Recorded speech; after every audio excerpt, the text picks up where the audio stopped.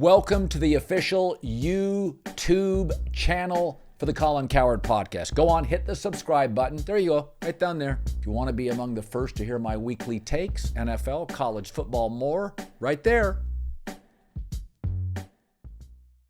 It's an interesting time. I sort of have a rule, Danny. You and I both do volume work. We're on the treadmill. When you do 3 and 4 and 5 hours, local radio, a lot of shifts. Is yours 4 hours? Is that what your shift is?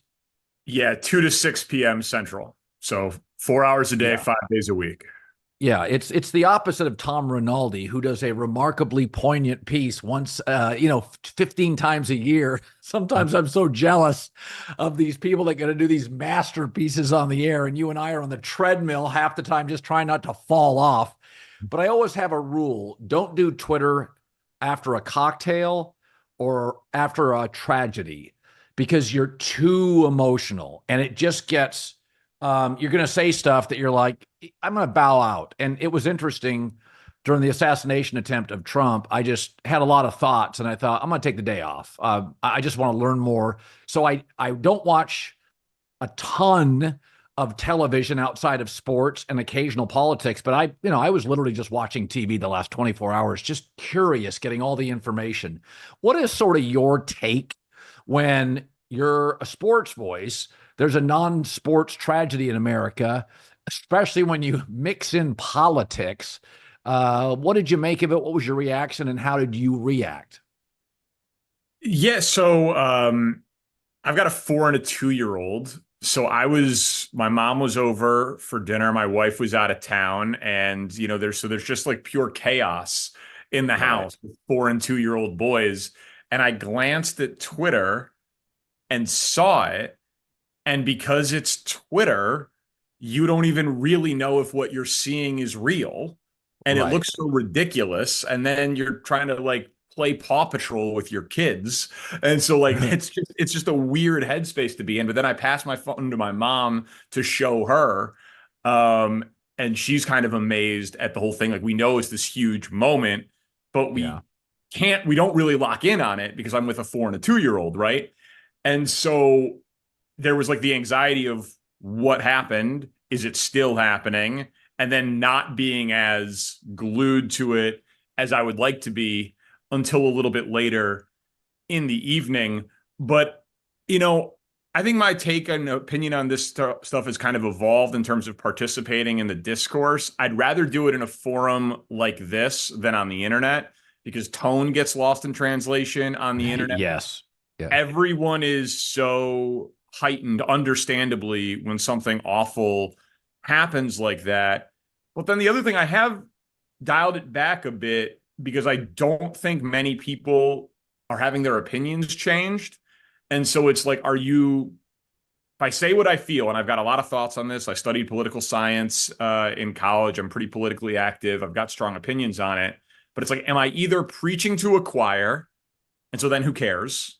You're in an echo chamber and you're saying things that people agree with, or are you just pissing off your audience? And who's really changing their minds anymore? And so what's the upside of sharing it? I have found myself more likely to have a conversation with my wife, with people in my very close circle of friends, and then consume all of the content. But I have definitely dialed it back a little bit, at least on the internet, in terms of participating in the discourse, because I just think the upside is so limited. Yeah, and it's really interesting. So I generally agree with you that I remember during a time when John Skipper ran ESPN, and there were a lot of young, mostly progressive people on the air, left-leaning. Sure. And they were talking a lot of politics, and I would watch the daily ratings, and they would come down and down and down. And I thought, man, there's a lot of platforms to talk about this, probably not on your ESPN show. And that's kind of where I come down, is the advantage of the volume is 10 minutes on something I can't get on the radio or FS1. And, Danny, I've always said this. If I just did Sirius, my show would be different than it is now. If I just did television, it would be different. I have to Sure. use a radio clock on TV, which is sort of a disadvantage, but be that as it may, I do. Every platform, I would react differently. If somebody bought the volume and I just worked at the volume and did this, I would probably talk more non-sports. Is that I do believe that there's a responsibility. Nobody turns to Sean Hannity for football picks. I do believe there's a general responsibility that to stay on the course of the people paying me a lot of money.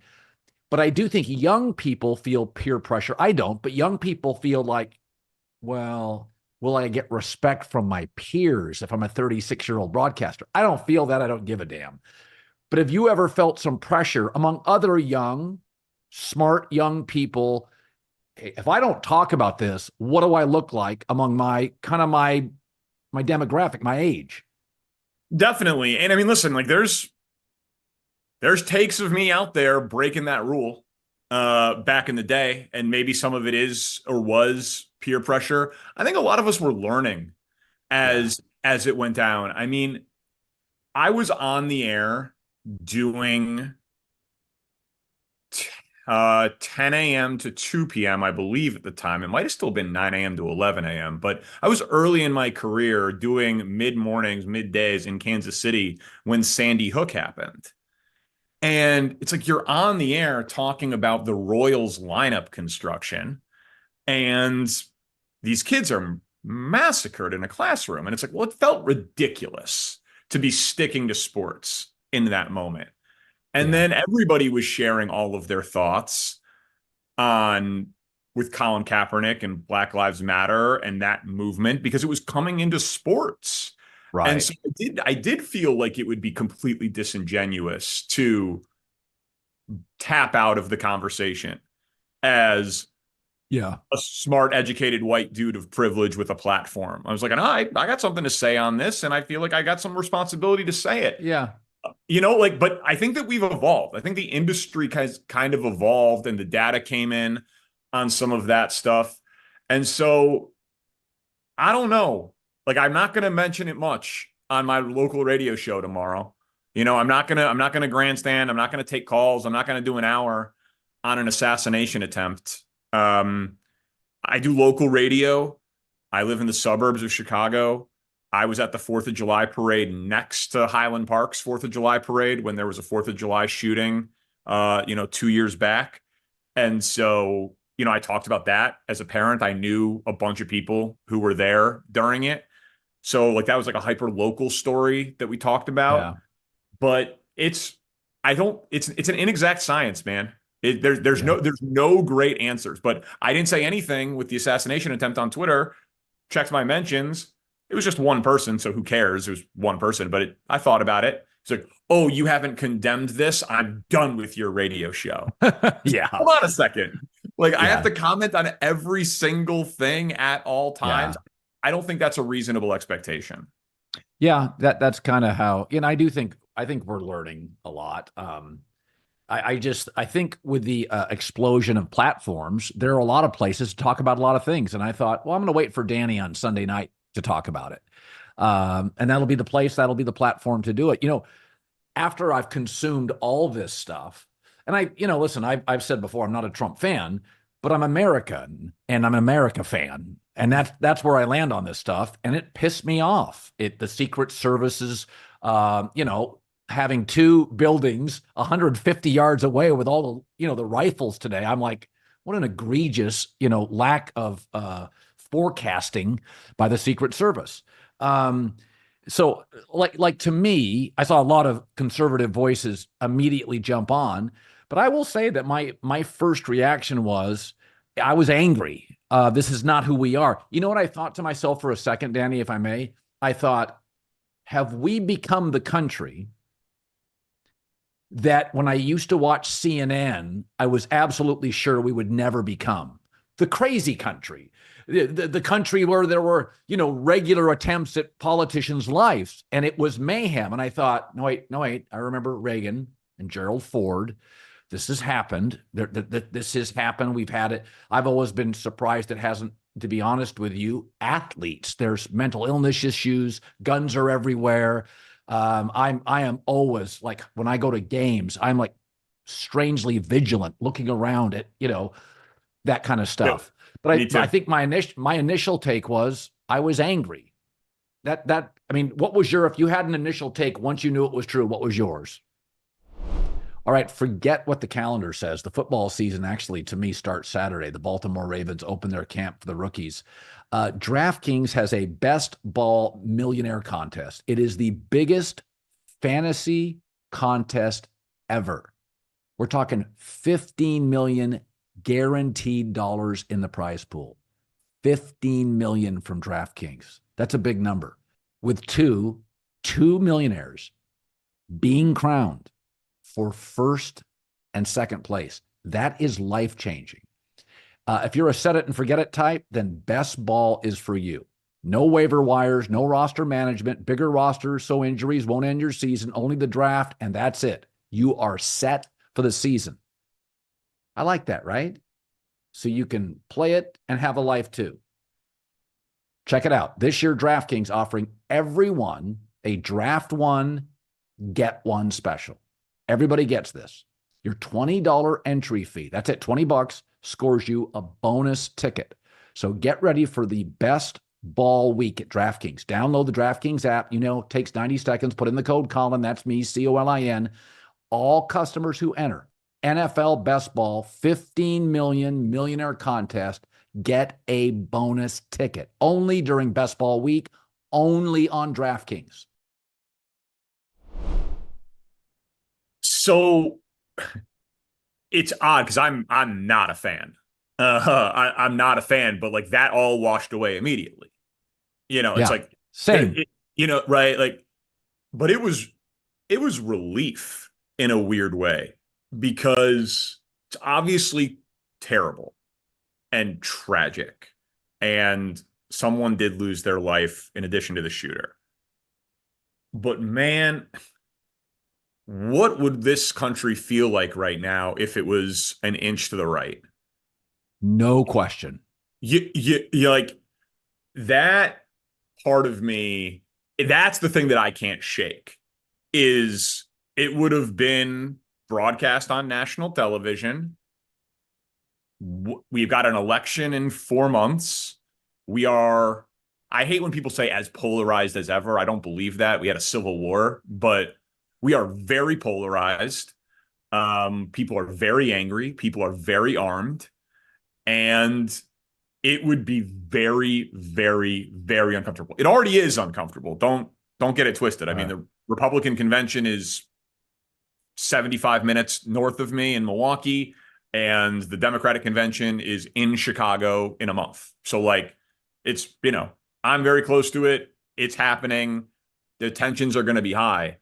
But my God, like inch to the right, do I leave my house since yesterday?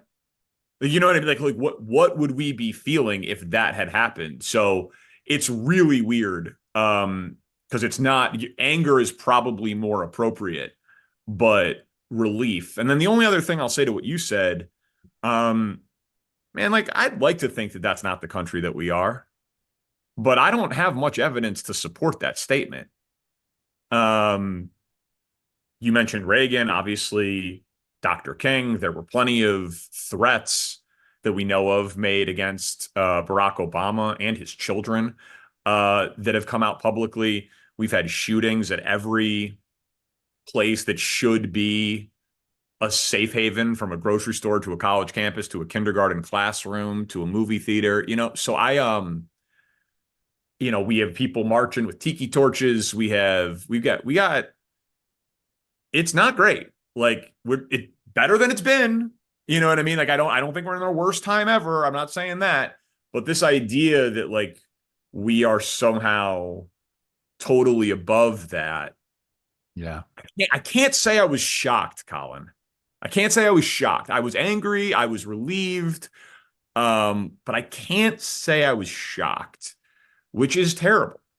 Just terrible. So Yeah. it's a jarring thing. And I'm 37 years old, right? Like I don't remember Kennedy. I don't remember Reagan. I obviously wasn't alive for Kennedy, but like, you know what I mean? that is definitely the highest profile assassination attempt in my lifetime that I have Yeah. any sentient memory of. So yeah, it's scary, man. It's scary. Yeah, it's I had a scheduled dinner. I hung out with my son all weekend up in Portland, so I went to dinner right after and had a drink with another friend and was on a plane flying home. And I kind of looked around and thought, I wonder what the reaction will be today and this morning. And Brian Stelter, that writes for the Vanity Fair, he had an interesting X Twitter post today that he said, we're not at each other's throats as much as you think we are on social media, that we're on planes together and in grocery stores together. And, a lot of times moments like this, I can remember right after 9/11 for about 2 weeks, people were so kind to each other. It Oh was yeah. like, whoa, whoa, whoa, whoa. We are being attacked. It was a collective, us against them. And I've thought about this a lot, Danny, over the course since 9/11, is that where we are? That assassination attempts and horrific tragedies is like the only way we're together. It's one of the reasons, for the record, why I love sports. It is the Yep. one unifier. I mean, like, wasn't the country pulling for the Cubs in the World Series? They were. I mean, Yeah. I can remember the Eagles and Nick Foles and Brady. Everybody wanted Nick Foles to win. And it was like, in a weird way, it was like, this is what's great. When you go, Caitlin Clark, Angel Reese, even though people see it as polarizing, people are so into the WNBA now. This morning, I'm like looking at my sports on TV calendar. I'm like, okay, Spain, England. I want to watch Caitlin Clark. And I thought, wow, what a pivot for me that is. And I want to move into that.